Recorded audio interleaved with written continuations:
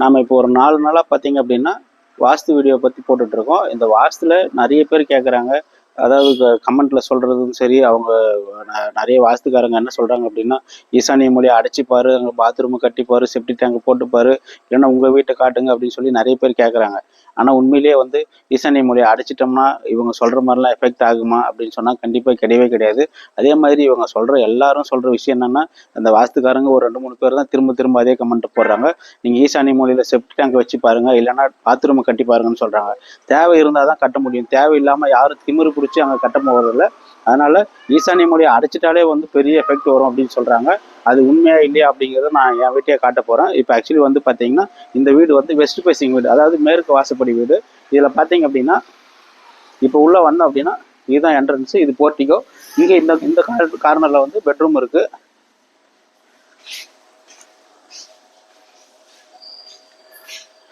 இப்போ இந்த இடத்துல தான் மெயின் டோர் இருக்கு. இது வாயு மூலை, அது குபேர மூலை.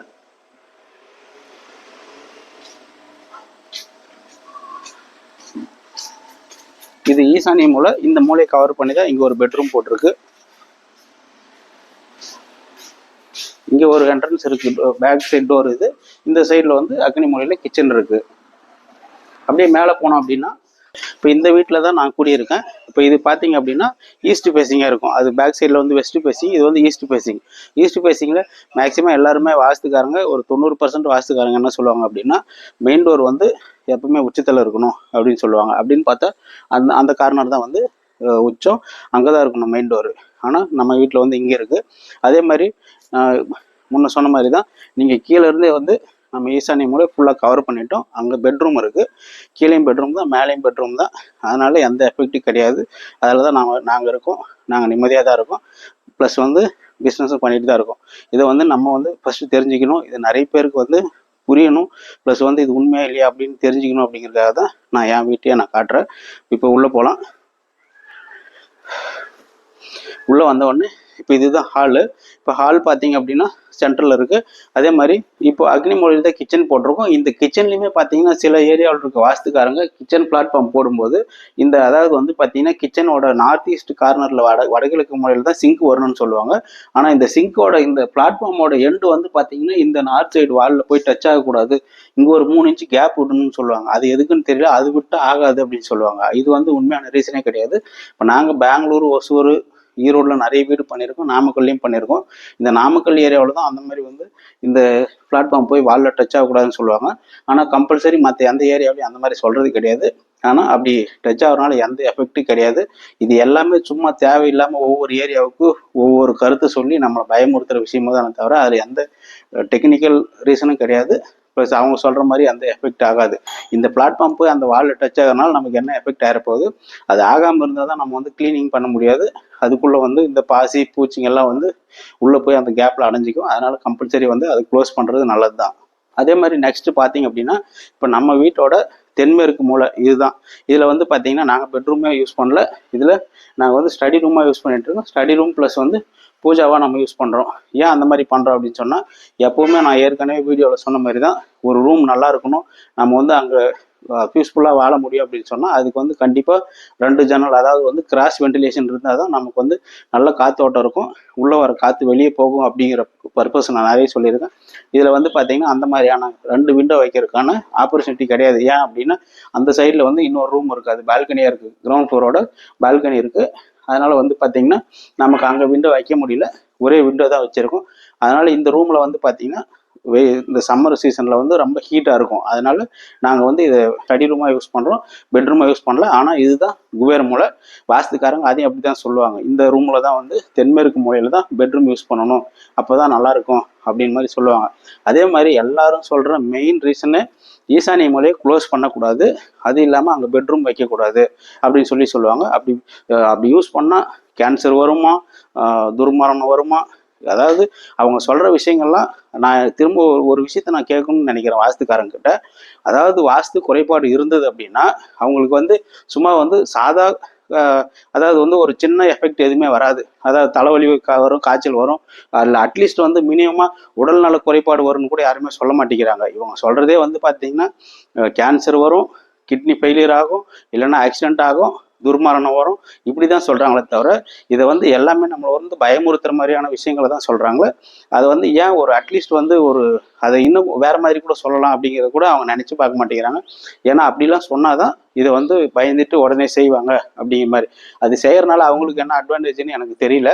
இப்போ வந்து பார்த்தீங்க அப்படின்னா இருக்கிற ரியாலிட்டி புரிஞ்சுக்கணும், அது உண்மைதானா அப்படிங்கிறதுக்காக தான் நம்ம வந்து இந்த வீடியோ பார்க்குறோம். இப்போ இதில் பார்த்தீங்கன்னா இதுதான் ஈசானி மூலை. ஈசானி மூலையை வந்துட்டு அதாவது வடகிழக்கு மூலை, வடகிழக்கு மூலையை ஃபுல்லாக க்ளோஸ் பண்ணியாச்சு. இதுதான் பெட்ரூமு, இது எங்கள் வீட்டு பெட்ரூம் தான். இதில் பார்த்தீங்கன்னா எனக்கு ஆக்சுவலி 2 பசங்க. பெரியவன் 10th படிக்கிறான், இப்போ 10th முடிச்சு 11th போகிறான். சின்னவன் வந்து 5th முடிச்சு 6th போகிறான். இப்போ அவனுமே 2 பேருமே நல்லா படிப்பாங்க. பெரியவன் பார்த்தீங்கன்னா 10th சிபிஎஸ்சியில் 476 மார்க் வாங்கியிருக்கான். நான் இது ஏன் இதெல்லாம் சொல்கிறேன் அப்படின்னு சொன்னால், இதெல்லாம் வந்து பார்த்தீங்கன்னா பசங்களுக்கு படிப்பு வராதுன்னு சொல்லுவாங்க, இல்லைன்னா வேறு ஏதோ ரீசன் சொல்லுவாங்க. இது எல்லாமே எதுவுமே கிடையாது, எல்லாம் பொய் தான் அப்படிங்கிறதுக்காக தான் சொல்கிறேன். அதே மாதிரி இன்னும் சிலர் என்ன சொல்கிறாங்க அப்படின்னா, நீங்கள் வந்து ஈசானிய மொழியில் வந்து டாய்லெட் கட்டி பாருங்க, அப்போ நீங்கள் வாழ்ந்து பாருங்கன்னு சொல்கிறாங்க. ஆக்சுவலி நமக்கு தேவை இருந்தால் தான் நமக்கு, அதாவது வந்து வேறு இடத்துல வந்து நம்ம பண்ண முடியல, ஈசானிய மொழியில் தான் பண்ண முடியும் அப்படிங்கிற ஒரு தேவை இருந்தால் தான் நம்ம பண்ண முடியும். தேவையில்லாமல் யாருமே போய் ஒரு திமிருக்காக பண்ணணும்னு அவசியமும் கிடையாது. இப்போ இந்த பெட்ரூமுக்கு டாய்லெட் வந்து இங்கே இருக்குது. இது ஆக்சுவலி வந்து பார்த்தீங்கன்னா இப்போ இந்த பெட்ரூமுக்கு வந்து இதை வந்து நம்ம வாய் மூலம் அப்படின்னு சொல்லலாம். இன்னொன்று காமன் டாய்லெட் வந்து அந்த பக்கம் வச்சுருக்கோம். இந்த மாதிரி நம்ம வந்து வாஸ்துங்கிறது என்ன அப்படின்னு பார்த்தோம்னா, நம்ம கன்வீனியண்ட்டாக நம்ம தேவைக்கு தகுந்த மாதிரி தான் நம்ம வச்சுக்கணும்.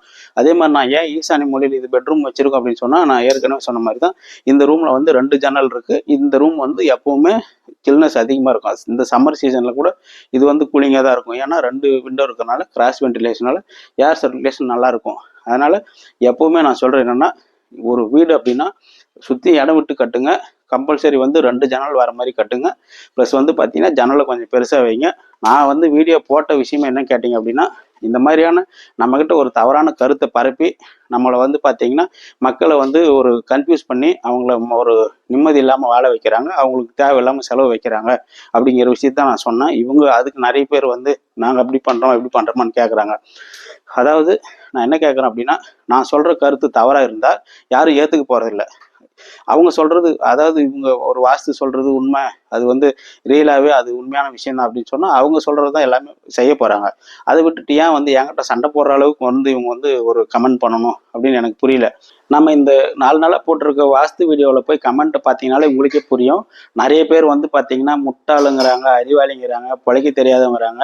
அதே மாதிரி பார்த்தீங்கன்னா உங்கள் குடும்பமே நாசமாக போயிருன்னு சொல்கிறாங்க. அவங்க எது ஒவ்வொருத்தரும் ஒரு கருத்து சொல்கிறாங்க. நான் என்ன சொல்கிறேன்னா திரும்ப அதுதான் சொல்ல வரேன்.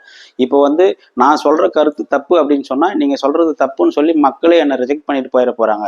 ஏன் இவங்க வந்து என்கிட்ட சண்டை போடணும் அப்படிங்கிற ஒரு விஷயத்திலேயே நீங்கள் தெரிஞ்சுக்கணும். அதே மாதிரி இன்னொன்று நான் என்ன சொல்ல வரேன்னா, இது வந்து உண்மையா பொய்யா அப்படிங்கிறத விட்டுட்டு இப்போ நம்ம வந்து பார்த்தீங்கன்னா இவங்க என்ன பண்ணுறாங்க அப்படின்னு சொன்னால், இந்த மாதிரியான ஒரு விஷயங்களை தப்பாக சொல்கிறதுனால மன உளைச்சலுக்கு ஆளாகி அவங்க வந்து அந்த வீட்டில் நிம்மதியாக வாழ முடியாமல் இருக்காங்க. ஏன் நான் இதை சொல்கிறேன் அப்படின்னா, நம்ம நாட்டில் மிடில் கிளாஸ் மக்கள் தான் ரொம்ப பெரும்பாலுமான மக்களாக இருக்காங்க. அது பார்த்தீங்கன்னா இவங்க ஒரு டைம் வீடு கட்டுறதே ரொம்ப கஷ்டப்பட்டு லோனை வாங்கி கடனை வாங்கி தான் வீட்டை கட்டுறோம். அது கட்டி முடிக்கிறதுக்குள்ளேயே நம்ம வந்து எப்படி சொல்கிறது, வாழ்க்கையே தொலைக்கிற ரேஞ்சுக்கு நம்ம வந்து பண்ணுறோம். அப்படியெல்லாம் நம்ம ஒரு சிரமப்பட்டு கட்டுற வீட்டை வந்து சும்மா அனாவசியமாக வந்துட்டு பார்த்தீங்கன்னா இது சரியில்லை அது சரியில்லை, இந்த பிரச்சனைனால தான் வந்து உங்களுக்கு இது நடக்குது அப்படின்னு சொல்லி நம்மளை கன்ஃபியூஸ் பண்ணி விட்டுறாங்க. சிம்பிளாகவே ஒரு விஷயம் நம்மளே தெரிஞ்சுக்கணும்.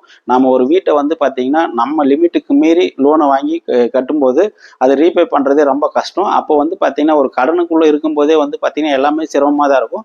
நம்ம ஒரு பிஸ்னஸ் பண்ணுறதுமே கான்சென்ட்ரேஷன் இல்லாமல் நமக்கு வந்து பார்த்தீங்கன்னா கவனம் சிதறும். அதனால் வந்து சில தவறுகள் நடக்க தான் செய்யும். இதை வந்துட்டு அந்த பிஸ்னஸ் இவங்க யூஸ் பண்ணிவிட்டு இது வாஸ்துனால தான் இந்த பிரச்சனை அப்படின்னு சொல்லி கன்ஃபியூஸ் பண்ணுறாங்க.